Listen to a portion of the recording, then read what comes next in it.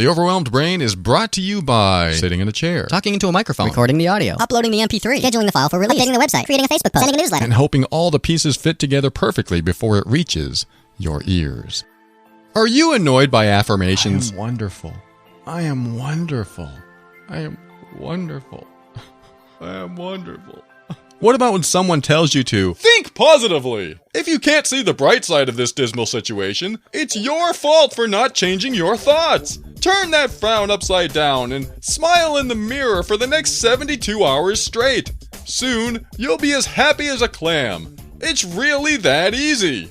If affirmations feel like lies and positive thinking seems like a straight path to denial, then get ready to start creating the life you've always wanted now.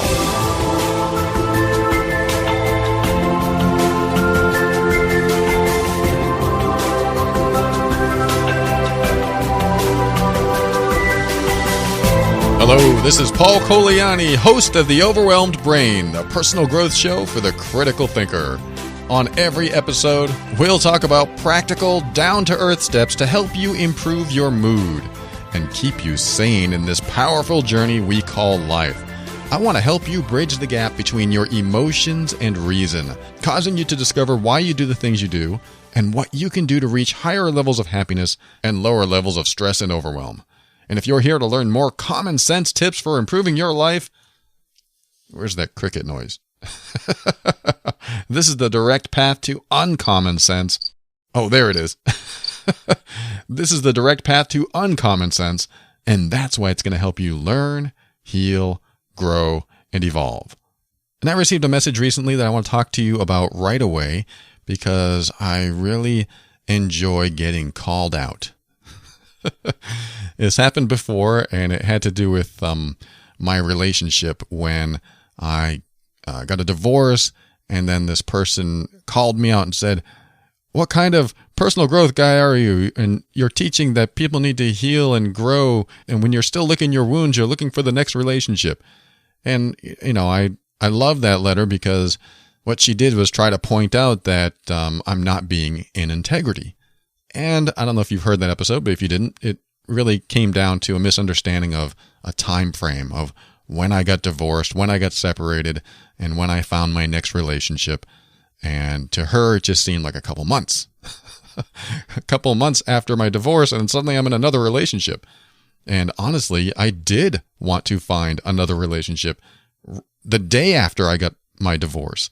But I had a realization that it was way too soon and that I was repeating a behavior that caused and kept dysfunction in my life. So there was a time frame misunderstanding that she didn't get. And when I wrote back to her and when I talked about it on the air, she completely understood and she thanked me. So she went from calling me out saying, "Who do you think you are?" And those are my words. To thanking me for explaining it on the air. And I don't know, I think she apologized. I'm sure she did. But either way, it didn't matter because I was honored to be called out on. I want to be called out. One of the things I like to experience in life is when someone questions my integrity. Believe it or not, I mean, it used to really bother me, but I actually enjoy it now because I feel that I am in integrity almost, if not all the time. I feel that I am living life authentically, that I am walking my talk. I used to have a little button I used to put on my shirt that said, "Walk your talk." But back then, I really wasn't doing it. I wore the button, but for the most part, I felt like I was walking my talk, but I had so much more to learn. And now I feel like I am. I feel like when I come on the air here and I tell you what's going on in my life, I am walking my talk. So when someone calls me out and says something like, "You're supposed to be this guy of integrity. You're supposed to be doing this, and look what you did." Or, you know, whatever they say. They just call me out on something. I appreciate that. So if you have anything that you want to call me out on, let's address it because I see those as opportunities to grow. And I also see that as an opportunity for you to express yourself and to be 100% authentic in you. Because if you see something, I think Nancy Reagan said this once, if you see something, say something. I might be wrong on the name, but I've always appreciated that quote. If you see something, say something. I forget what it had to do with, but I appreciate that. And, here I am. I have a huge responsibility to the world to put my teachings, put information out there that either comes from a place of just me selling my wares, selling myself out, or being authentic and honest and real. I choose the latter. I choose to be authentic and honest and real. I don't have much time left in the world. I mean, I'm 46. I'm hoping that I live to 120, but I really don't have time to mess around with inauthenticity or unintegrity or whatever the word is. I don't have time to be dishonorable. It's not worth it. You spend more time cleaning up after yourself when you're deceitful or dishonest or not in integrity. There's too much cleanup time. It's just too hard to live a life like that. And if you're living a life like that, or at least in a small way, you know what I mean. Have you ever told a lie and then had to tell another lie to cover that lie, and then had to continue telling lies over and over again to cover that very first lie? That's what happens. You tell one lie and you just have to keep going. So it's not worth my time, and it's definitely not worth your time if I come on the air and I am not who I say I am. I am not living what I am speaking about. So you're probably thinking, what is this letter that you received? Come on. Well, it's not so bad, but it does call me out. And I always like to read the ones that call me out so I can react in real time and see where we go with it. This letter was in response to the survey I sent to those subscribed to my newsletter. So if you're subscribing to my newsletter, you received an email from me recently that said, hey, could you answer a question for me? And I received quite a number of responses. And I also had an option to fill in like a comment or a question after this little survey. And one of the comments I received was, I'm aware that you get a lot of emails every day, but I still believe with all my senses that you could have taken a couple of minutes to answer me personally. As an active, everyday, loyal listener, I was left with confusion and disappointment because I was very anxious to get your feedback. I am very grateful for your podcast, and I'll always keep listening, but I thought that you could engage with me on a bit more personal level. I thank you deeply for everything you do, but the fact that you didn't answer me is disappointing. And when I read that, I had to look at my emails to figure out, what did I not answer? This is not like me to not answer. So I found her email, and her email was dated about just over 2 months ago. Now, that is amongst many emails that I have dated about 2 months ago that I still haven't gotten to yet, but they're still there waiting for my reply. And I do reply to every single email I get. But because I do receive a lot of emails, they have to be lined up so that when I get the time that I can reply to them or create a show out of them, then that's just how it works. I just can't create any more time in a day to answer emails directly or immediately, which is, one of the things that I include in the Patreon program. If you want a 48-hour turnaround, there is an option in the TOB Patreon program that I will reply very quickly. But otherwise, I just have no way to keep up with the amount of emails that come my way. At the same time, I am honored and grateful and want you to send your emails my way, knowing that I may not answer you for a couple months. So this person called me out and said, I don't want some cookie cutter response from you. I expected someone of integrity to answer me. I mean, these are my words. And you know what?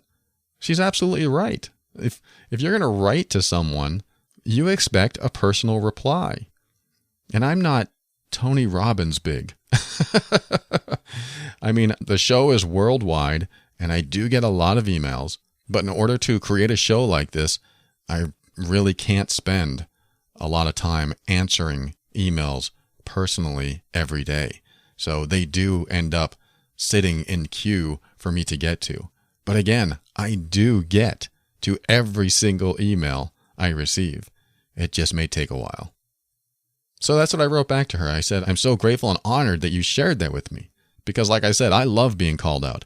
I love when somebody puts my feet to the fire and says, wait, you said you were this way and now you're acting this way. It gives me an opportunity to reflect and see what I could do to improve myself. And it gives you an opportunity to be open about how you feel about things and give me your honest opinion, which is what I promote here. I promote you being authentic, you being expressive. And you know what? This is the safest place to do that. You can call me a son of a... You can call me anything you want. You can write to me and say, you told me all the wrong information and I followed it and I got yelled at, I got fired. I hope not. But you can just call me out if you really find something that you want to call me out on. And in fact, I had somebody else write to me recently that said, you know, I used to listen to your show more often, and now your voice just seems polished and professional sounding. And I had to think about it. I was like, oh, is that a bad thing? Or is that a compliment? I'm not sure. But I thought about it. I go, you know, I guess if you do something for 3 years, you're going to get smoother and more fluid at it. I've been behind the microphone for almost 3 years. If you go back to my first episode, yes, you're going to notice a difference. You're going to notice a huge difference. And you're going to be like, oh, these early episodes kind of suck. Or maybe you're not like that. Maybe you think, oh, he sounded more humble back then. Or he sounded more scared back then. Or he didn't know what he was doing. Or whatever. Either way, an evolution has to take place when you do something over and over and over again. It has to. Besides the fact that in order to get better at speaking in general, you have to learn to speak more, authentically. You just have to learn to do things a little differently when you are coming across to the masses, like I am. I come on the air every week and I have to speak to everyone. And I do my best to be the person I am when I'm not on the air.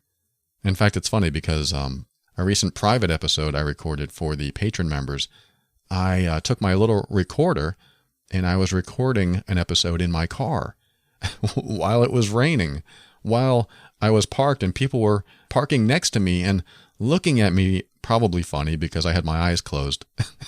I like to close my eyes while I record sometimes because I'm just, streaming subconscious thoughts. But, I do it with a purpose. I do it with intention in mind. But it's just a lot easier for me to shut my eyes and talk sometimes. But there I was in my car, on my little recorder, just speaking into it, the rain pounding down on the car, making all kinds of noise in the background. And then the person next to me starts to crank their stereo.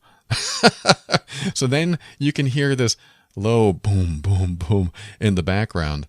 And here I am just trying to create a show in my car.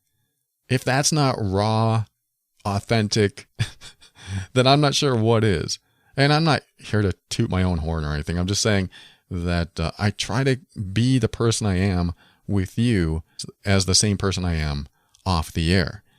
The only difference that you might find if we ever meet, and I hope we do, is that I don't project my voice at you like this when we're together. I mean, you can hear it in my voice. You hear me projecting it. You can hear the inflection. I do it on purpose. I have to. And in fact, it does sometimes come out in my general conversation.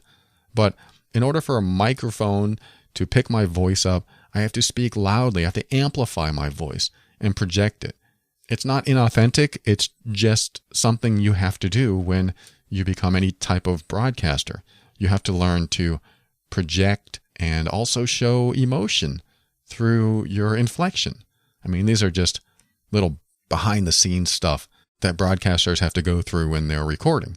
But it's all who I really am. And it also gives me a chance for creative expression. Because I can come on here and just go, oh, I just had the worst day yesterday. And it feels good to express it to you. So, I mean, I guess it's not creative expression, but it's just expression in general. Being able to do this allows me to express and get stuff out and talk with you and have this safe environment for me to express myself to. And every now and then, someone will question what I'm doing. And I welcome that. I want that because I want to make sure that I keep my ego in check. I want to make sure that I'm not running ahead of you and leaving you behind. I want to stay in sync with you because I believe we're all in this journey together. I believe that we can all get there by helping each other. You listen to me and you hear the stuff that I go through and the steps that I take to heal and grow. And then I get your emails and hear the steps that you're taking. You love the show. You're donating. You're using the Amazon button. You're joining the Patreon program. Whatever. It's all a give and take. And I am so appreciative of the relationship that I have with you. I know that sounds a little weird. But to be able to come on here every week and just talk like this, with 99% of the messages I get supportive, even this last one I just read to you, it was still supportive. She still loves the podcast and she's still going to listen. She called me out and she's still going to listen. It feels good to know that you support me that way. I appreciate that. So that's the first thing I wanted to address, is that if you have anything that you want to call me out on, I'm open to criticism and I appreciate the opportunity to learn something new. So feel free to reach out and I'm honored when you do. And we'll see if I have any dysfunction that needs addressing. All right, let's get to our Ask Paul segment right now.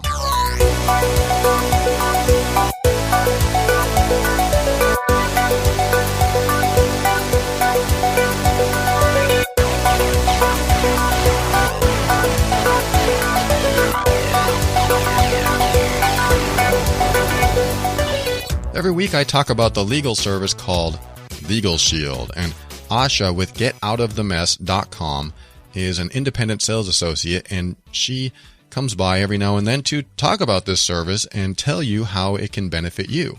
And for those of you who don't tune out during that segment, well, good for you. You're listening, because this is important stuff. I'm using the service, and I'm so grateful for it, because you cannot get an attorney for $20 a month. You can't do it. It's impossible. You can't get them sometimes for $20 a minute.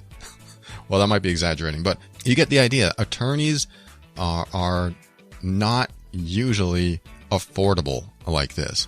So, it almost sounds like this is too good to be true. And it's too good, yes. And it is true. Yes. And it does work. Asha's used it for many different things, especially and not limited to her child support issues and her divorce.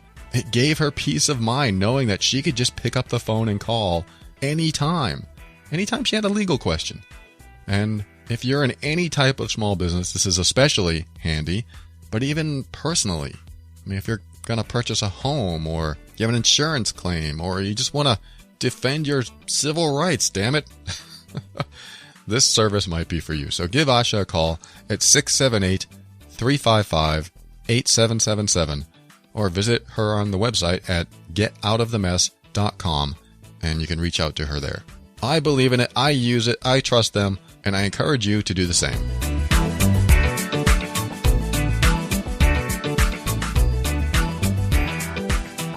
All right, this segment's called Ask Paul. This is where I read a listener email on the air and do my best to help them through a challenge.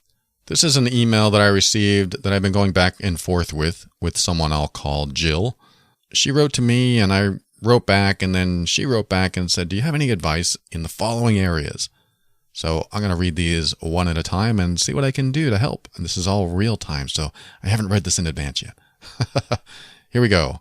Jill says, as I mentioned, I stayed with a friend for a couple weeks and I was happy. My anxiety was down, I felt great, and even as my husband and I work through things now, I feel this weight of anxiety, anger, and depression. I am worried that I'm inaccurately viewing the relationship as the source. But if I'm wrong and these are my issues to work through, and I, quote, fix me, will I still want to be in this relationship?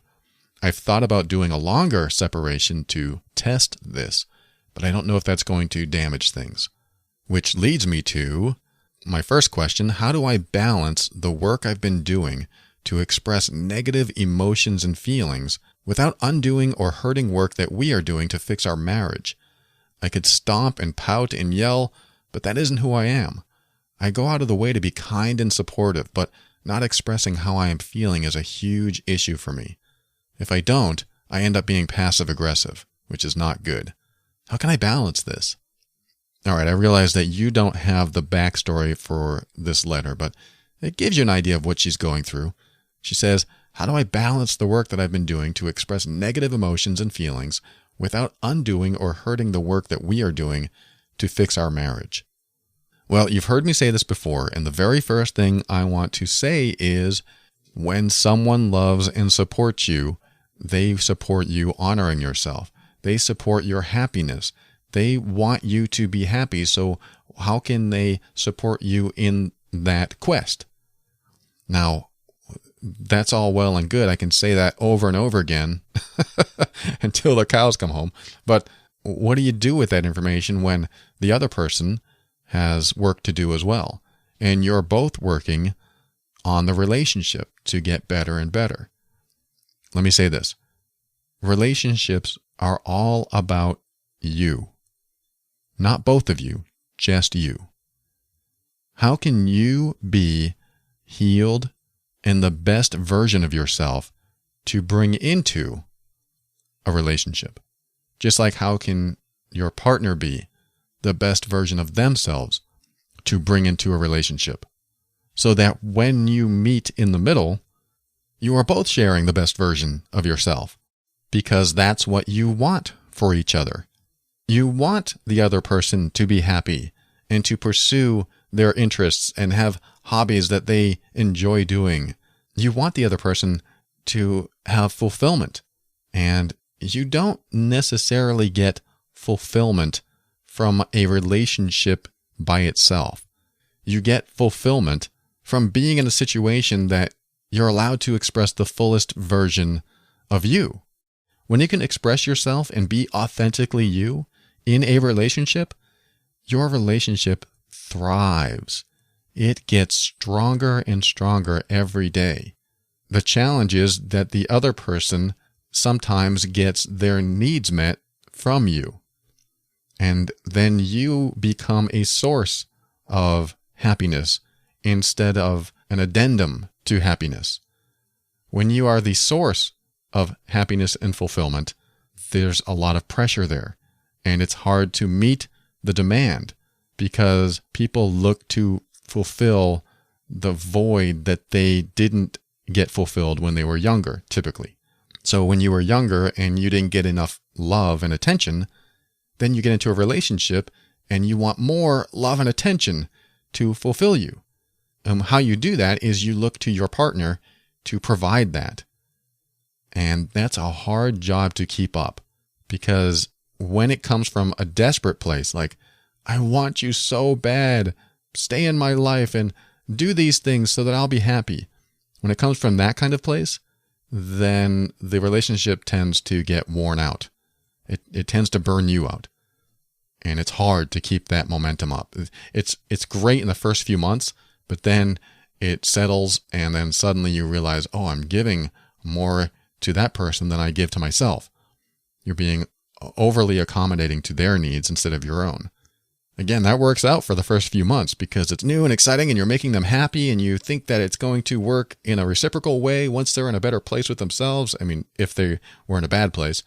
But if they have any type of desperation, like, I need you so bad, I miss you so bad, that's a lot of pressure. It's a good feeling. I mean, it's nice to be needed and wanted and loved. But if you're not in the room or in the city, in the same city they're in, do they call you 10 times a day and wonder how you're doing? I mean, how is the relationship? Is it a stable, like, hey, how's it going once every now and then? Or is it, I miss you so much? Now, I'm not making fun of that because I used to be that way. I mean, I really used to be that way. I used to be like, I miss you so much. How are you? And then I learned how desperate I felt doing that and how needy I was. Because when you have somebody needy in your life, that really brings you down. They're always drawing from you instead of filling up that emotional account or a relationship account where you fill it up enough. There's a equal amount of give and take. It's reciprocal. It's nice when it's reciprocal. Then you can meet each other's needs and it feels balanced. And it doesn't feel like you're being drained, but it's almost like you are working for each other, working on the relationship with each other for each other. And really, that all stems from working on yourself. A healthy relationship is created when two healthy people meet. I know it rarely works that way. It's true. It rarely works that way. Two mentally competent, healthy people meet and everything's perfect. It just doesn't really work that way often. So what you do is figure out what the other person is doing to drain you and work on healing yourself so you don't get drained. How do you do that? Well, are they violating your personal boundaries? Are they disrespecting you? Are they clinging onto you and it's just drawing more and more from you, so you're losing energy and you're losing time and patience and love, and all this stuff is draining out of you? Because when that happens, you have to be honest about it and say, look, I can't have you clinging on to me 24 hours a day. I can't have you calling me 10 times a day. You're too needy. You're too this. You're too that. I'm not saying you do those exact steps, but I am saying that you recognize where in the relationship the reciprocation isn't taking place, where there's more giving and not enough receiving. So regarding Jill's letter, where she says, how do I balance the work that I've been doing to express negative emotions and feelings without undoing or hurting the work we've done to fix our marriage? Your marriage is all about you, both of you individually, healing and growing. As you work on yourself, your marriage improves. As you work on yourself, things have to improve. And sometimes that means taking a day or two off of each other so that you can understand yourself better. So that when you think thoughts that don't include your partner, what are those thoughts? How do you think when you're not in the influence of your partner or your spouse? That's important to know. Because if you're having thoughts when you're not with them of enjoying more and more time not being with them, then that's the underlayer that's happening more often than not. That's the underlayer of thought that's happening inside you. When that underlayer of thought is prevalent and it continues, and the more you're with them, the more you don't want to be with them, that's important to know for you. And that's important to go, wow, why do I feel that way? What do I need to look at in myself that causes me to not want to be with this person? It's not really about the person. I know it is, but it's not really about them. It's not like, how do I work on this relationship with them? I mean, yes, there are differences in communication styles. One person might say, I feel so close to you when you hold me. And the other person might say, I feel love when I see you smile. I mean, this kind of comes back to love languages. If you've heard of the 5 love languages, you can look that up. But there are different ways we communicate how we feel about each other. But really what it comes down to is asking yourself the question, do I want my partner to be happy? And if I do, how can I support their happiness? The only challenge is having both people say that about each other. And that doesn't happen a lot. So you ask your partner, do you want me to be happy? And they'll say, of course I do. So will you support me in my healing and growth? Will you support me on this path I'm taking? And hopefully they'll say, of course I will. I support anything you do. If that makes you happy, that's what I want for you. Will you support me leaving you for a week so I can take some time to myself? Oh, I don't know if I support that. Now they're starting to look at their own needs going, wait, I don't like that. And there's nothing wrong with that. They may say that. I don't like that idea. If you're gone, then what does that mean? Well, that means I just need to take time for myself and make sure that I'm on the right path and make sure that I know how I think without anyone else's influence in my life. And then they might feel like, what's wrong with me? Why would you leave me? That's how I used to be. What's wrong with me? Why are you leaving me? If it's not about me, then why are you leaving me? It's that desperate thought of, oh no, if she leaves, she must not love me. If it's really not about me, why is she leaving me? That doesn't make any sense. But the idea is to come to a place where you support your partner to the point where even if they don't want to be with you and it makes them happier, you support it. That's hard to say, let alone accept. You don't want to be with me? It'll make me happier if I'm not with you. But I don't want that. I know, but it'll make me happier. Ouch, that's not good. I mean, it doesn't feel good at all. And I'm not saying it comes to that. I'm saying when you get to the point where you support the happiness of your partner or spouse so much that you want them to be happy. I'm saying that when you love and support your romantic partner, your spouse, then you support them honoring themselves. You honor them honoring themselves. You want them to be happy, so you'll do anything you can to help them get to that happy place, even if it doesn't involve you. And that's a huge, huge sacrifice. I know it is. But then you think, wait, why would I want someone that doesn't want me? Why would I want someone that isn't happy with me? And this is where either desperation kicks in and you go, but I must have her. You make decisions out of dysfunction, not clarity. You make decisions that are taking the place of healing and growth instead of toward a healthy mental outlook and a healthy relationship. Because here's what happens.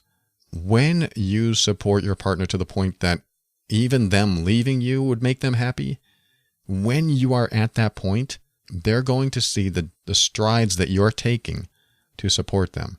And it will show them how much you really do care about their happiness. Because when you give someone that freedom to go, you know what, even if it doesn't include me, I want you to be happy. When you do that, that speaks volumes and is the biggest step that you can possibly take in supporting them. So when you do that and they still don't want you in their life, then you know that it was never meant to be. I mean, there's nothing you can do. And it's hard to hear that, but if they still don't want you after that, it could be considered a sacrifice. After that sacrifice of your own wants and needs, if they still don't want you after that, then you know it's not meant to be. Now, if they look at you and go, wow, you're willing to do that, and hopefully you're not using it as a manipulation tactic, because you really have to mean this. I mean, if you really do care and support and want your partner to be happy, you're going to come to a place inside you with this. You still may not agree with what they're doing with their life. They may be making the wrong decisions. They may be doing things that aren't good for them, but it's still their choice. That's what self-empowerment's all about. You do things that honor what you feel inside. You follow through, even if you're wrong, because you have to learn. And the only way to learn and gain self-empowerment is to go through the process yourself. When somebody else tells you what to do, that's when self-empowerment kind of takes a back seat and you're just listening to someone else.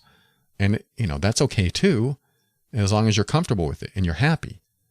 Because some people need direction. Some people need guidance. I have clients like that. They say, just tell me what to do. I'm like, all right, you want to tell you what to do? I'll tell you what. I'll tell you what I would do if I was in your shoes. And they go, oh, okay, great. It really depends on where you want to grow as an individual, how much you want your partner or spouse to heal as an individual. And Jill, I'm still talking to you. Balancing the work that you've been doing with yourself and your marriage is really all about you, because the more you put into yourself and the more he puts into himself is creating the balance. And here's another thing to know is that as you do that, you're going to learn if you're more compatible or less.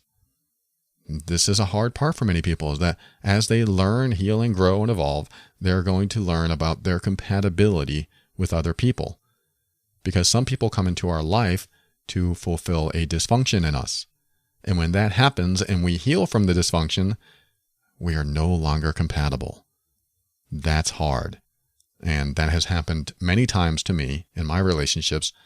And I've chosen to see those as wonderful lessons and healing instead of hurtful periods of my life where the woman that I was with left and caused me pain.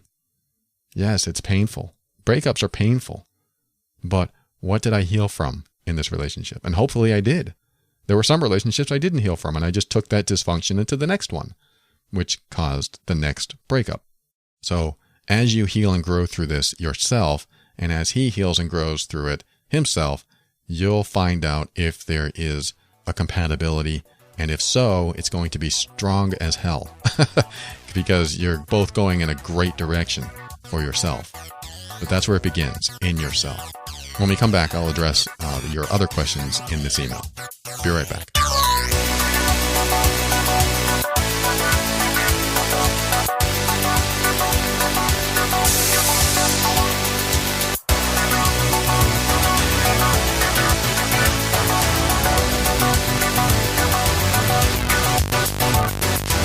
All right, I'm still reading Jill's email, and her second question on this email is, how do I tell if this is the final out of love boulder that has fallen, or if there's something else to work through? I'm scared to give up, but I also don't want to try anymore. All right, so this question is sort of a little bit opposite of the last question, where you're in a relationship that you want to work. And the information that I didn't have from that question is that you are out of love. Now, in my previous emails to Jill, I did ask, when did you fall out of love? Do you know the point you fell out of love, and why? Why did you fall out of love? Typically, the reason we fall out of love is because we don't feel safe with someone anymore. I mean, that's the typical reason, but there's other reasons as well. But that safety, that feeling of safety and security, if that goes away, love usually follows right away. And that can happen when there's any type of betrayal, or when the person is highly judgmental or critical, or they no longer support your happiness. They dishonor you, they disrespect you, they treat you badly in many ways. All of this can happen and make you feel unsafe around them anymore. You feel safe when they say, I love you, what can I do to help? That feels good, but when they're not like that, and their actions don't condone a supportive environment for you, then you start to fall out of love. It's not all about safety, but there's many things that happen to fall out of love. Sexual incompatibility makes you fall out of love sometimes. Something your partner does or says, or I hate to say, the way they smell turns you off. I mean, there are all kinds of things that you discover throughout your weeks, months, or years together that cause you to feel differently after a while. And it happens because needs are fulfilled in the beginning of a relationship, and after those needs are no longer necessary to fulfill, sometimes love goes away with it. It's unfortunate and it's painful. I know I speak about it as a matter of fact, but I realize it can be a huge, painful, emotional time. But really what you need to do is ask yourself if you're more happy than not in your relationship. Am I more happy than not in my relationship? If the answer is no, then you're probably falling out of love or have fallen out of love. Jill asks, how do I know if this is the final out of love boulder? What if there's something else to work through and then suddenly I feel love again? I'm scared to give up, but I don't want to try anymore. That's a pretty good indicator when you don't want to try anymore. I mean, that's where my wife ended up. I was so judgmental and critical of her for many years. And when I finally healed in myself from some of this stuff, and I started acting differently towards her, not being judgmental anymore. I mean, that's who I was to her. I was this judgmental, critical, not very, happy person with her. I felt happy, but I was definitely not. And she could tell. So all she knew of me was that person. So when I healed, this is where we became incompatible. This is when she realized I healed and she saw it. And she goes, wow, this is the person I've wanted. But it's too late. And those words hurt. It's too late. I've been hurt and hurt and hurt. And I've reached the snapping point. I reached the point of no return. This will happen. When you reach the point of no return where you don't want to try anymore in the relationship, if you're done trying, you've probably reached it. And that is the biggest indicator. So Jill, if that's you, if you're done trying, you may have reached it. There may be no turning back. And the only way to do that is to get to know this person again in a new relationship. I mean, if you're ever going to mend ways again or get together again, you may have to start fresh and you may have to start over, but not now because it's too soon. Because the person you've known for all this time is still the person you know.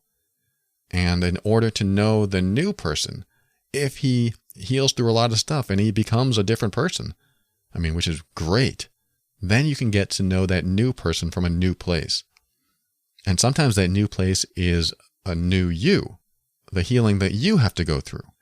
So you come to a place inside yourself where you learn and heal and grow and get through the stuff that you need to get through in your own life and become mentally strong, mentally healthy, so that when you choose a partner in your life again, and you know what you want for yourself, and you know especially what you don't want for yourself, you can evaluate your must-haves and must-nots from your list with the person that you meet. And if it's him, does he meet all this criteria now? He may not have in the past. He might have had a lot of things on the must-not list. I must not have this in a person. I must not have that in a person.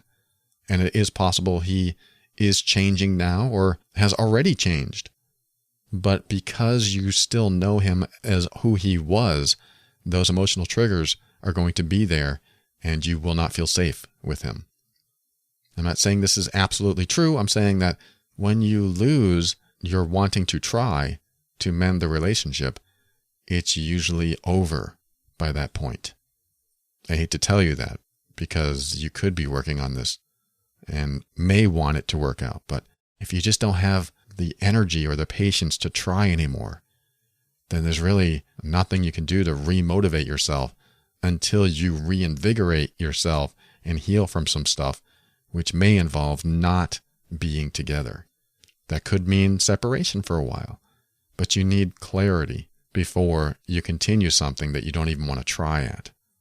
And if you go through a few weeks of clarity of being by yourself and you still feel the same way, you don't want to try, then you start to realize what is going to work in your life and if that relationship has any chance at all. All right, now let me go to your next question, which is, as the adult child of an alcoholic working through codependency and anxiety, I'm terrified of the unknown or of making the wrong decision. Could you provide any insight into how these pre-existing conditions might be contributing to these internal struggles? Can I provide insight? Yes. I've been there. I still am an adult child of an alcoholic. It's one of those labels that you never lose because the adult that raised me was an alcoholic. And as I've said before, alcoholism in itself isn't what I'm not putting it down. I'm not saying it's a bad thing. I wish people weren't alcoholics. I wish that we all had control over our drinking behavior, but it's not that way. And some people are alcoholics. And I know an alcoholic that really isn't bothersome to anyone. And I have no problem with him. It's when they become a problem. It's when they are aggressive, violent, scary to be around, forcing themselves on you in many ways, intruding in your personal space. It's when inebriated people, or anyone really, but usually alcohol kind of exacerbates who they become. And it usually gets worse when alcohol's involved. Whenever anyone just intrudes in on you and makes your life miserable, that's a problem. And as a child, when you're being raised by someone like that, that's a bigger problem because the child doesn't know what to do. The child can't get into his or her car and take off. It just doesn't work that way. They're stuck. And the alcoholic doesn't have all their faculties sometimes. The alcoholic doesn't have conscious control of too many things because they're just opening the portal to anything's possible inside their brain. Alcohol makes them do things that they wouldn't normally do when they're sober. That's no excuse. I'm just saying that's what happens. So it is scary to be around people who are that intoxicated when you're a child. It was scary for me and my sisters being in the house when my stepfather was drunk.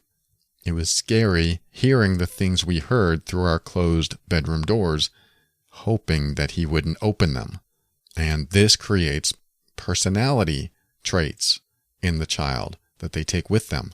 And we become known as an adult child of an alcoholic because we have these personality traits.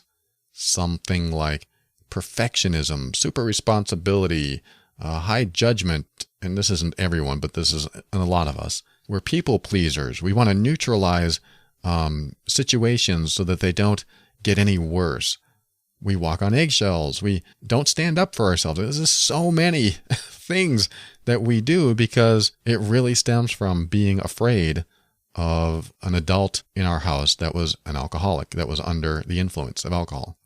And as a child, we didn't know how to handle that, so we just developed behaviors that made sure not to incite aggression or violence from them. We didn't feel safe.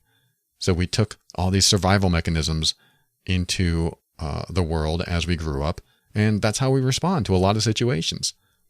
It took me 25 years to figure out that I was responding like a child in many situations.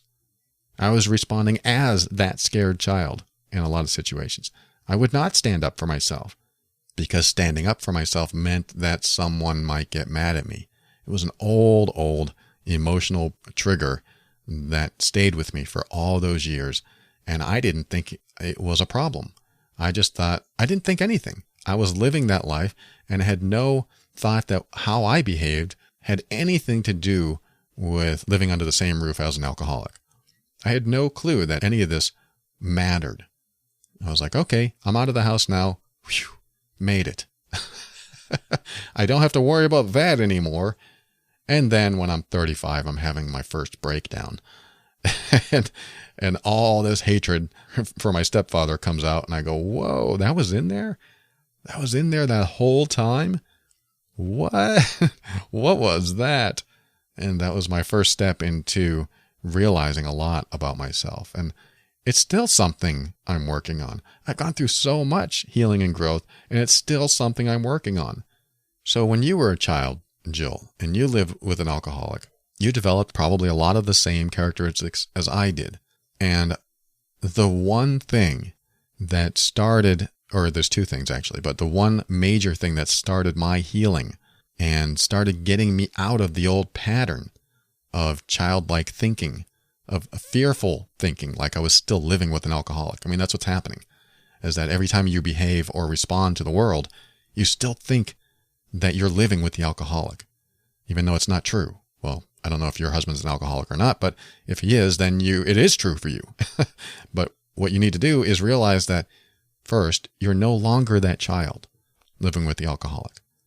That doesn't change how you behave necessarily, but it does start the process of, wait, I'm not a child.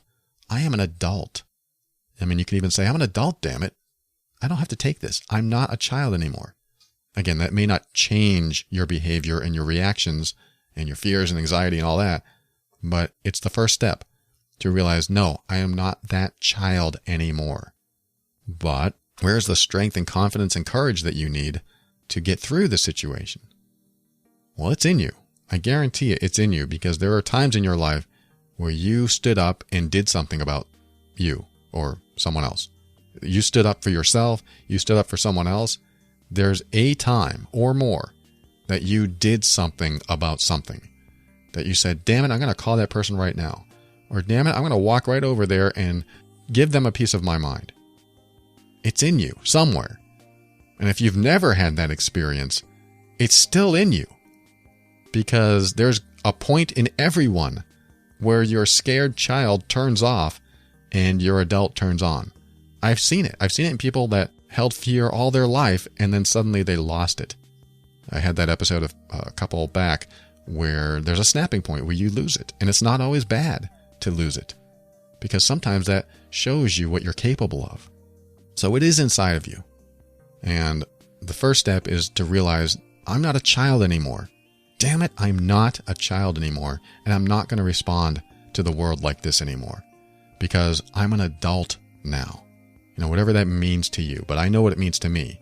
When my stepfather showed up at the door that one day after he'd left my mom a year previous, and I had a choice to act like an adult or a child, that's what thought came to me. I think it happened in nanoseconds, but the thought came to me of, damn it, I'm an adult now. I'm going to act like an adult. And I told him to go away. And I'd never done that. I'd never talked to my stepfather like that. He was the biggest problem in my life for a long time. Yet I was away from home. And I'm bigger than him, quite frankly. You don't have to be physically larger than someone else to do this. You just have to step into your power. And when you hear me say that, you step into your power because it's in there. And you become the adult. So, like I said, 25 years later, I had this breakdown. And all this hatred toward my stepfather came out. And what I need you to do is figure out what's inside you that you may not know is there. And this might sound a little unusual, but I've seen this over and over again where I have clients that have had abuse in their life. And instead of hating the person who abused them, they hate other people. But they don't realize they hate. They just are sad that other people didn't stick up for them, like their mom or their dad. How come you didn't stick up for me when this person was abusing me? And so they end up hating other people in their life that didn't even abuse, but they neglected. And there's a fine line between abuse, severe abuse, and severe neglect. It doesn't sound right, but the long-lasting effects of either can be devastating in one way or the other. You could be devastated from being severely neglected, just like you could be devastated being severely abused. They're both just as bad. I tend to think that abuse is worse, but they're both still pretty awful. But regardless of whether you hate someone who abused you or hate someone that was an alcoholic or hated the other person for not standing up for you or not being there for you, find any hatred that you do have inside of you. Even if you don't believe you have it inside of you, first, just make sure. Check inward. Do you hate anyone? Who do you hate? I mean, hate's a strong word, and I refuse to believe that I hated anyone for all that time until I had that breakdown. And it was in the middle of a depression, because depression kicks in when you suppress thoughts and repress emotion. You suppress the thought of hate or anger or fear, and then you repress the actual emotions of anger and fear, sadness, all those things that you repress and push down until you feel numb. And that's when sometimes anxiety kicks in, and certainly depression kicks in, because you're afraid to face these feelings or emotions that you have, typically about someone else. I held on to the emotions about my stepfather for a very, very long time because I thought my time with him was over. But that's not how it works. There's residue in there typically. And I had to hate him.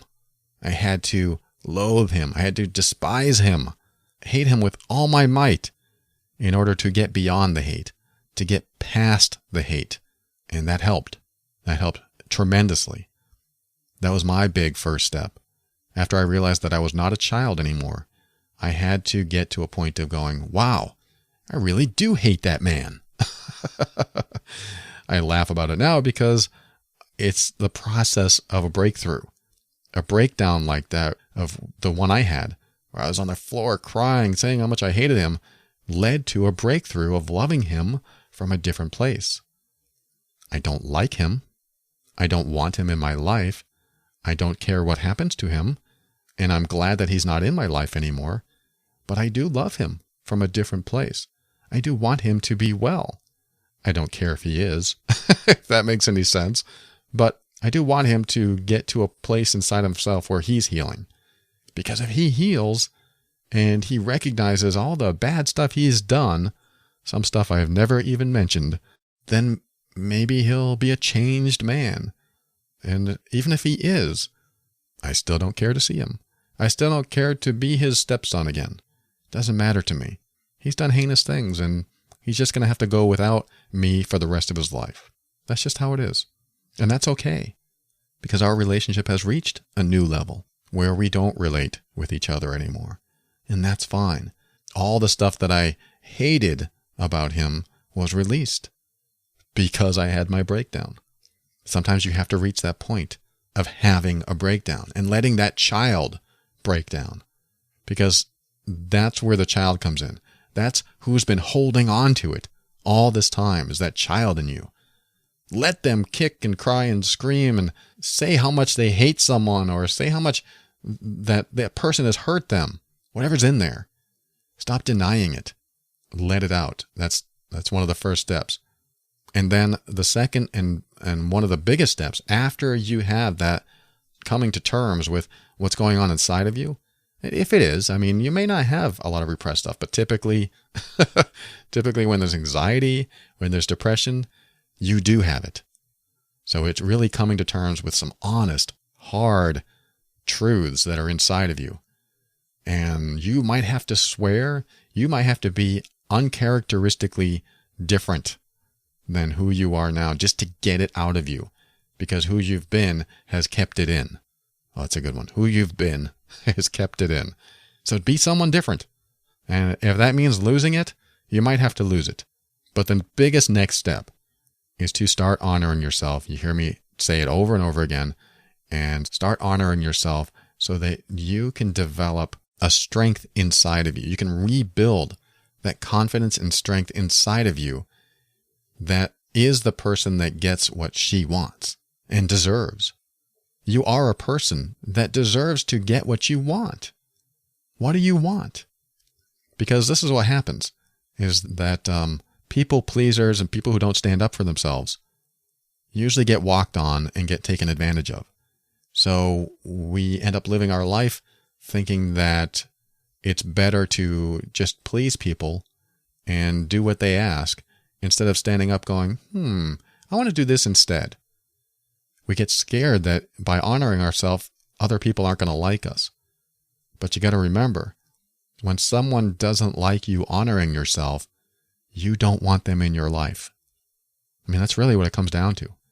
If my girlfriend didn't like me honoring myself, even when I was speaking angrily at her, which doesn't happen often, but it does happen, then I probably don't want her in my life. If she immediately invalidated me and thought that what I was saying was inconsequential and didn't matter, and if that happened over and over again, I would be like, no, this is not happening. I want someone who honors me enough so that I can express myself even if I'm wrong. And that's important, because I could be very wrong, but I have to be open. When she says, no, what you're saying is wrong, and this is why, I have to listen and go, oh, maybe you're right. But when I feel like I need to stand up for myself, even at the cost of the relationship, because it could cost the relationship of any relationship, even a job relationship. When you stand up for yourself, little by little, you start off small, then you start building that courage and strength inside of you so that people aren't walking on you, and you are with people that validate your existence, that validate your expression of self. Because if they're not honoring you, honoring yourself, you probably don't want them in your life. I mean, that's really what it comes down to. It's another cold, hard fact. Sorry to say. So Jill, you said that you're terrified of the unknown and of making wrong decisions. Right decisions always feel right. Wrong decisions always feel not right. I mean, this really comes down to, how does it feel? You ask yourself the question, does this decision that I'm making feel right to me? Is this going to put me in a better place? Is this moving me towards something good? I mean, it's a simple question with a deep answer. Because sometimes you're going to answer questions that you don't want to answer that way.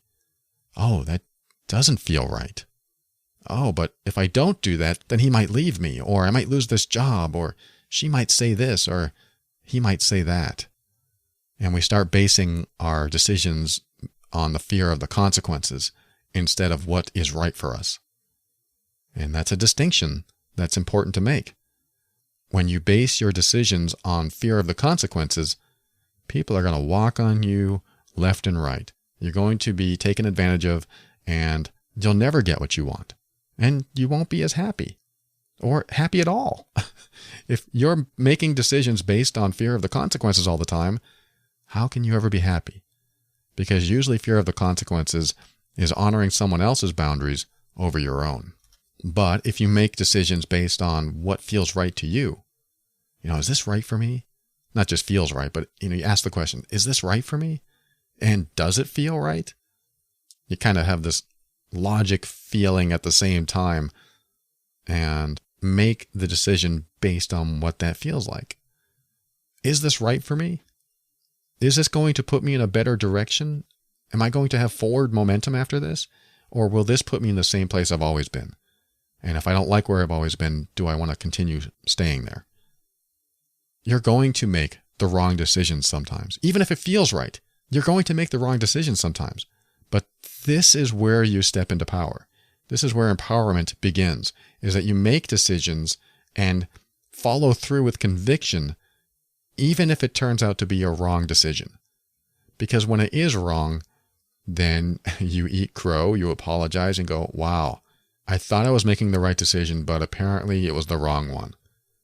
But let me tell you, that happens less and less as you practice it. You're going to have to go through this process. You're going to have to make decisions that might be wrong in order to get to a place where your decisions are more and more right more of the time. And that is hard because making the wrong decision is no fun. But at the same time, I fully believe that even wrong decisions bring you to a better place when followed through with conviction. I mean, unless you find out that it's wrong ahead of time and you don't have to follow through, you're certainly allowed to do that. But when you have conviction in your decision and you follow through, that's rebuilding your strength, rebuilding your confidence, and getting into a better place so that you are making decisions that are right for you. Yes, in regards to your question, these, quote, pre-existing conditions are contributing to your internal struggles because you don't trust yourself. You make a decision and then it's wrong because you're not used to making decisions that are right for you. You're making decisions that are right for other people. When you start making decisions that feel right to you, that are right for you, then you're going in a good direction. And you might have to start off small, but you have to start. You have to start doing that. All right, we're almost done. I'm going to cover the last question of this email. We're covering a lot today, so this is good. Even one email covering all these topics. And Jill, thank you so much for writing all this stuff. I definitely appreciate it. I want to get to your last question right after this. We'll be right back.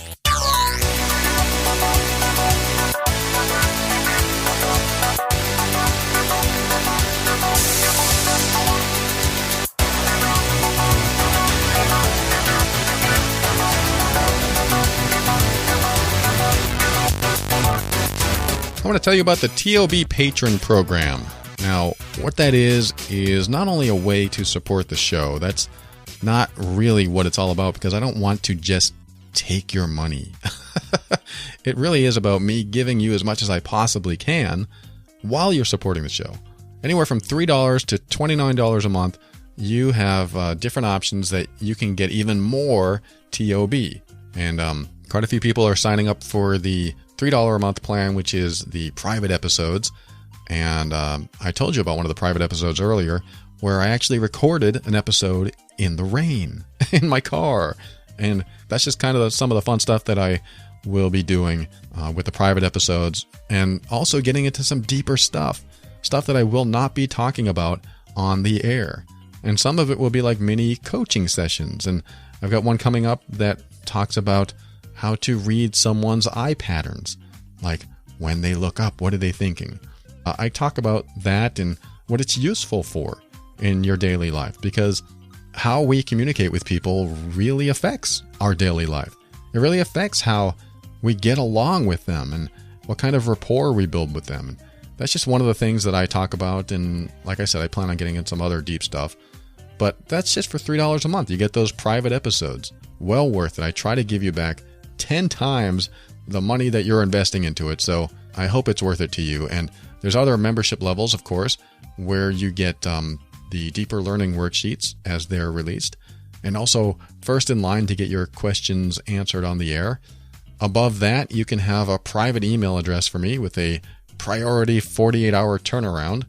And that would be handy for some people, I'm sure, because my time is limited. I get a lot of emails, but I wanted to create a means by which people can get my responses as fast as possible. So I thought that was a good way to do it. And of course, we have the top level, which is $29 a month, which gets you video chats in a group coaching session. And not only with me, but some other coaches. But there's that and a lot more planned that I look forward to offering you in the program. So go over to, if you're interested in this, go over to theoverwhelmedbrain.com/member. And you'll see the packages there. And you can also click on the TOB Patron Program button on the overwhelmedbrain.com. I really hope to see you there. I think you're going to love it. And just for fun, I'll play you a little clip of what it was like when I was sitting in the rain that day in my car. Check this out. What does that mean? Does that mean you give up hope? Yes. I hate to tell you. Yes. Give up hope. Close the door. Because here's what happens, especially when there's other people involved. When someone is stringing you along, and I'm sorry about the rain in the background here. This is what happens when you're out and about live. When you're not at your desk in a room that silences the outside world. When somebody else is giving you signals, giving you hope, but never follows through, just come to terms with that they will never follow through, that they will never give you a clear signal, and that it will always be ambiguous and vague, just to string you along. Whether that's true or not, just to string you along, to keep you interested for some selfish gain or need that they have. Don't let people do that to you. Step out of that cycle. And when you do, the anxiety will, it'll be different. I'm not saying it'll go away. I was probably a little uncomfortable when I recorded that, but I really had a good time, and having the ability to just record on the fly like that and having a place to put those recordings in the membership site to give to you as a member makes me feel good that I can continue giving more outside the normal parameters of the show. And like I say, we got a lot of stuff coming up. This show is going to continue, of course, but the membership program is going to expand as time goes on, and there's already some exciting stuff going on. So I hope to see you in there. theoverwhelmedbrain.com/member.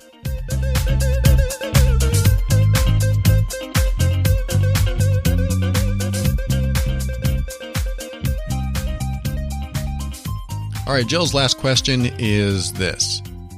Lastly, I am awful at putting myself and what I need first. Part of the reason is that I don't know what I want, need, or feel sometimes. I often wish I had an adult version of a children's Learning Your Emotions book. What can I do to better understand and recognize how I am feeling? I especially need to separate what is me from what is guilt.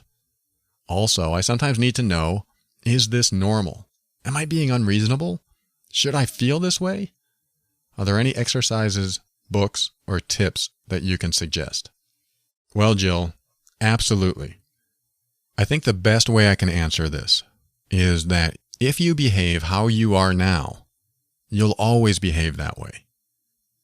Now, what I mean by that is, if you're fearful now, you'll always be fearful if you behave fearfully. If you feel guilty now, then the more you continue to feel guilt, the less you'll be able to separate your identity with guilt, if that makes sense. You asked, is this normal? Am I being unreasonable? The more you ask yourself those questions, the more you will be that way. Don't worry, I'll give you a way out. The first thing you need to know is when you ask yourself the question, is this normal? The answer is always yes. Because the way you act in a particular moment is always normal, and it is the way it is. So that question really doesn't apply. It's always normal, even if it's abnormal. It's always the way you know how to act, which is normal for you. So that question can just be tossed out. Don't worry about it. Is this normal? Yes, of course. It's How I behave now is the combination of how I've behaved in the past. It's just the result of my past behavior. It's normal. It may not be normal for other people, but for you, it's normal, whether you like it or not. Okay, good. We got past that. Am I being unreasonable? Should I feel this way? Yes, you should feel this way. And no, you're not being unreasonable, because what you're doing is accessing your past as references to how you're reasoning today. Now, what I will say is, when you find yourself in a place of doubt, like I'm not sure if I should do this. If I do this, are they going to think I'm unreasonable? Maybe I am unreasonable. Maybe this isn't normal. This kind of talk comes from other people, typically.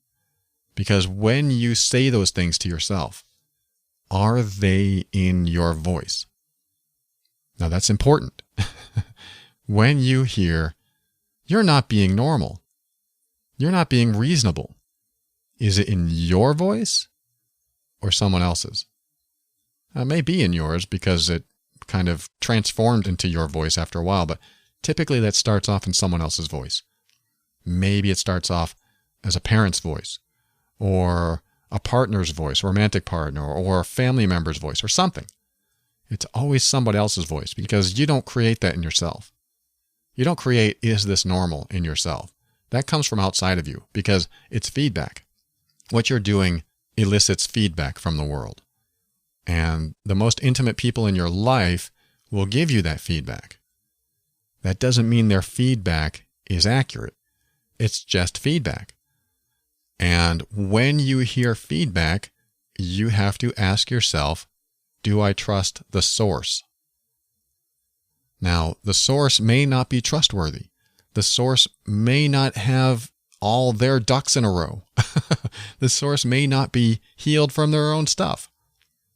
Is this normal? Am I being unreasonable? I can picture your husband or your dad or your mom even saying something. I don't know your family history, so just bear with me, but I apologize if I'm offending anyone here, but saying something like, you're being unreasonable, because you're probably trying to honor yourself and they don't like that idea. Or you're trying to do something that makes you feel better or safer and they don't like that. And you have to look at their motives. You have to look at their intentions behind things that are said. When someone says, you're being unreasonable, is that coming from a place of, I need to invalidate you so that you'll listen to me and get my needs met? I've had people like this as coaching clients, where they will think they're wrong because their partner tells them they're wrong, even though their partner dominates the conversation and invalidates everything they say. Now, there's something wrong about that. When your partner dominates the conversation, invalidates what you say, and brings it back to all about them again, consider the source. What do they want from this? What do people want from you? Do they want you to be happy, or do they want you to fulfill their needs and not be happy at the same time? Or they don't care about your happiness and just fulfill my needs? Because when that happens, the source is unreliable. They're being unreasonable. That's not normal for you. That's part one. You said part of the reason is that I don't know what I want or need or feel sometimes. Because you probably have been questioned over and over again. Because you are probably a people pleaser. And when you're a people pleaser, you tend to give in a lot. You tend to make things okay with everyone by giving in and allowing them to get their needs met and not you. So how do you thwart that? It's something I've already said. You start making decisions that honor you, that respect you, and that do what you need for yourself. That's a big step. But you start with one step and then wait to see what happens. That was the hardest part for me, is getting to a point where I actually honored myself for like one of the very first times when I was married. And I spoke up, standing up for myself, and then waited to find out what would happen. That's the hardest part. Waiting to find out what would happen. What's she going to do? Is she going to leave me? Because that was my fear the whole time. I would never stand up for myself because I would fear that she would leave me. But when she said, I don't want to live with a little child, I don't want to live with a little boy, I want you to stand up for yourself. I'm like, oh my God, I don't even know what that means. And I had to figure it out. Okay. And then when we get into a conversation, I would think, wow, what I really want to say is this. But what I am going to say is that. And then I would get that feeling that I would repress and push down. What I really want to say is this, but I would say that instead. So I had to turn that around. What I really want to say is this, so I'm going to say it. Don't think about the future. When you're in that moment, think about the now. What do I need to say now? What do I want to say now that will honor what I'm feeling inside? Because really, do you want people to know, accept, and love the real you? Or do you want people to know, love, and accept the compromised you? The one who's willing to compromise herself and be unhappy for the sake of others. I mean, which one do you want supported? That's really what it comes down to.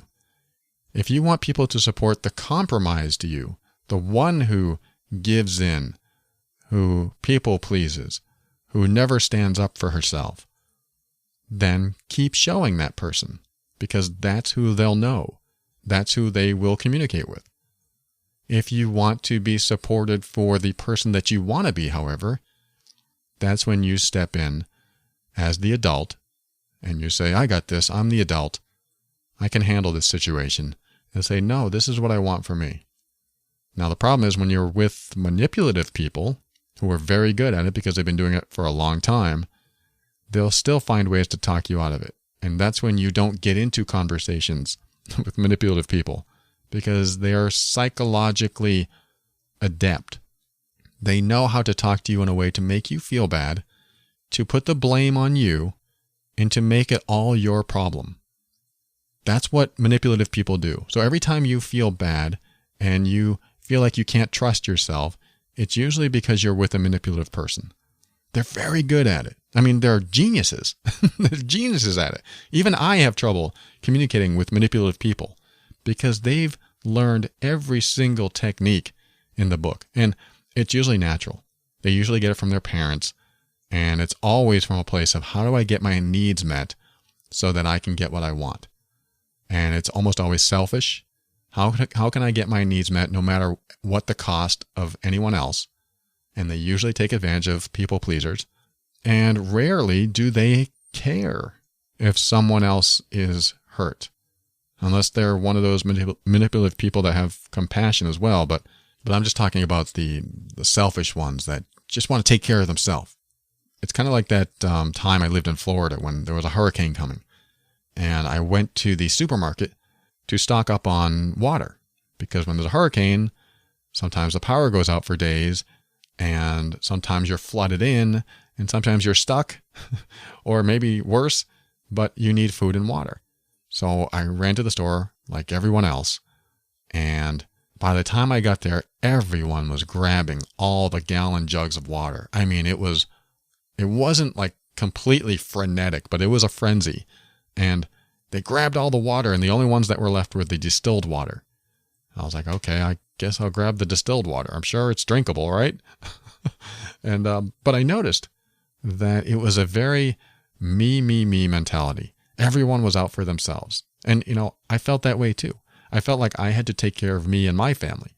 But it was like when I was in that mess that was going on in the supermarket, everyone was like, I'm going to get the water. I'm going to get the water. It felt like if I grabbed the water at the same time somebody else grabbed it, they would have yanked it out of my hands. That's what happens with manipulative people. That's what I talk about in my How to Deal with Irrational People book, is that some people are so selfishly motivated that they'll do anything to grab that water out of your hands and get their own needs met. And you got to ask yourself the question, is that the type of person I want in my life? I'm not saying that those people are in your life now. I don't know. I mean, you may or may not have good people in your life that don't do that.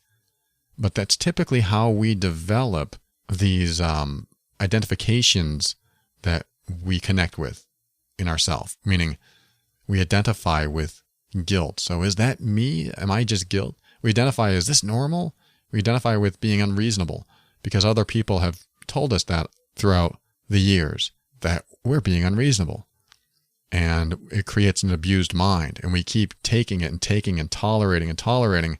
And pretty soon we're at a point where we can't distinguish our true self from what they told us we are. So yes, I do have advice or tips that I can suggest, and that is find episodes of The Overwhelmed Brain that talk about personal boundaries, standing up for yourself, and living authentically. Because those episodes are going to give you specific steps that you can do to start making this happen. Because this is what happens when you start standing up for yourself, then you start getting to know yourself. You can't know yourself if you are stuck with the picture that others have painted about you. Because if you don't stand up for yourself, you don't know yourself. That's really what it comes down to. That's really what it is. If you don't stand up for yourself, how can you know yourself? I want you to know you. I want you to know the real you. Just like when I talked about in the beginning, people who call me out, they help remind me who the real me is. And they might actually tell me something that I need to learn about myself. And I love learning about the real me.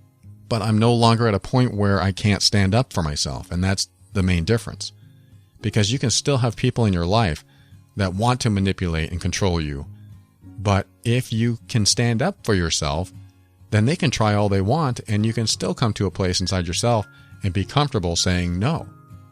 So that's where I want you to go, Jill, and I hope this helps. This episode was all about you. So I appreciate you sharing all of this, and thank you so much. I wish you the best. And thank you for listening. I'm so glad you tuned in, and we will talk again very soon. Until next time.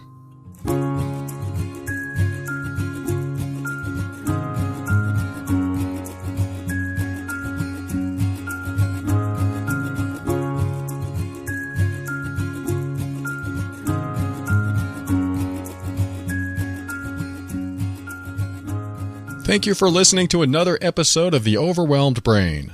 I want to thank GetOutOfTheMess.com. I'm serious, if you need any legal advice or guidance of some sort, it's well worth $20 a month. Talk with Asha at GetOutOfTheMess.com. If you're in the US or Canada, you're gonna love it. It's well worth the peace of mind that you get. Call her at 678-355-8777 or visit GetOutOfTheMess.com today.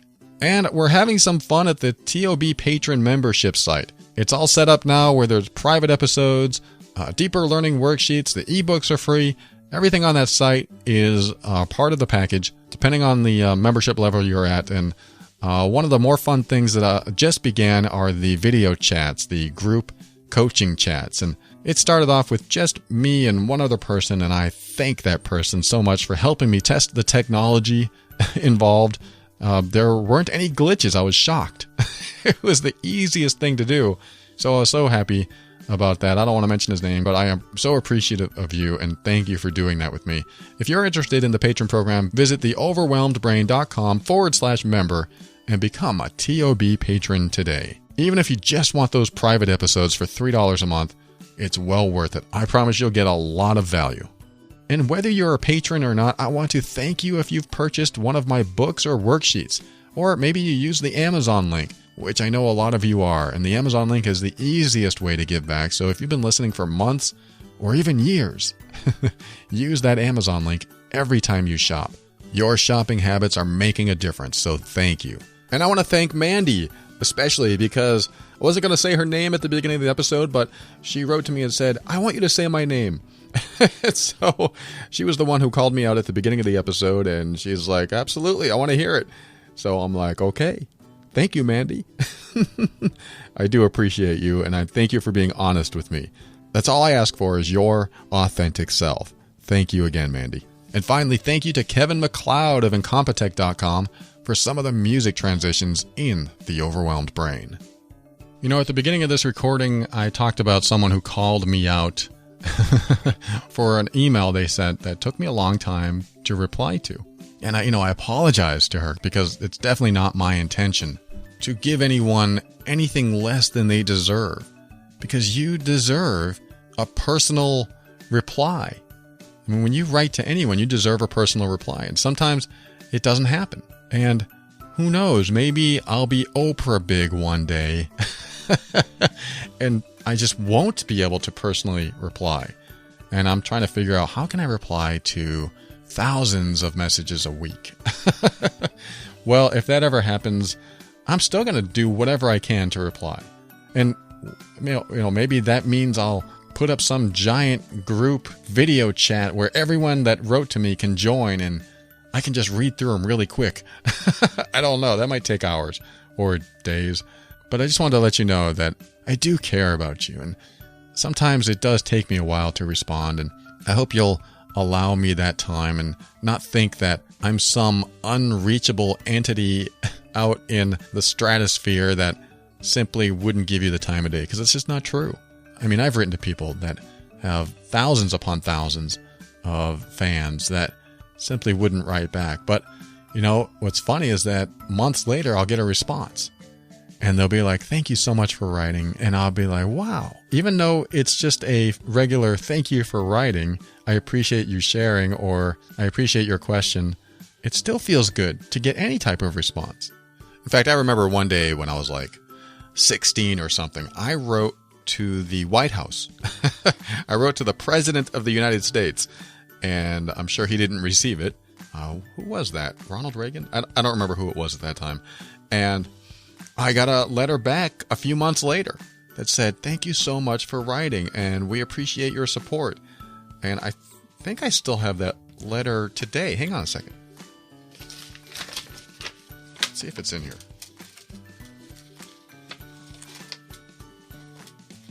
No, it won't be in this envelope. It'll be in some other... Darn. I wanted to read it to you.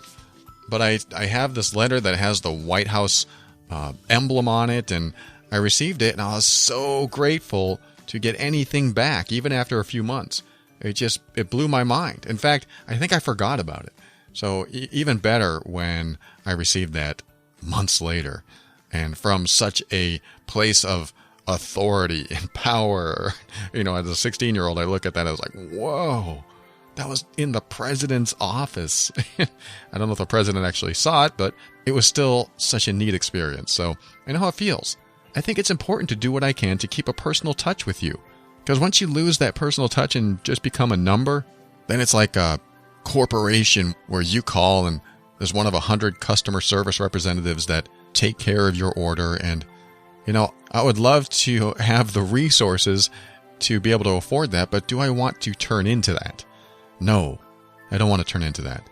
And I'm going to keep that personal connection for as long as I can until it gets so beyond my ability to keep up. And at that point, I'll figure something else out.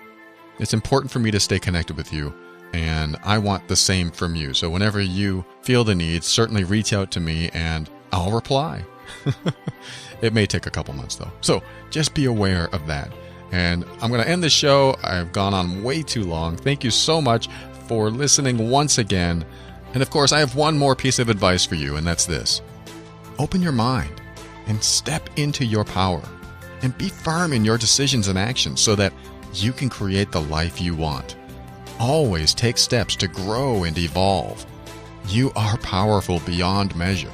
And above all, and this is something I absolutely know to be true about you, you are amazing.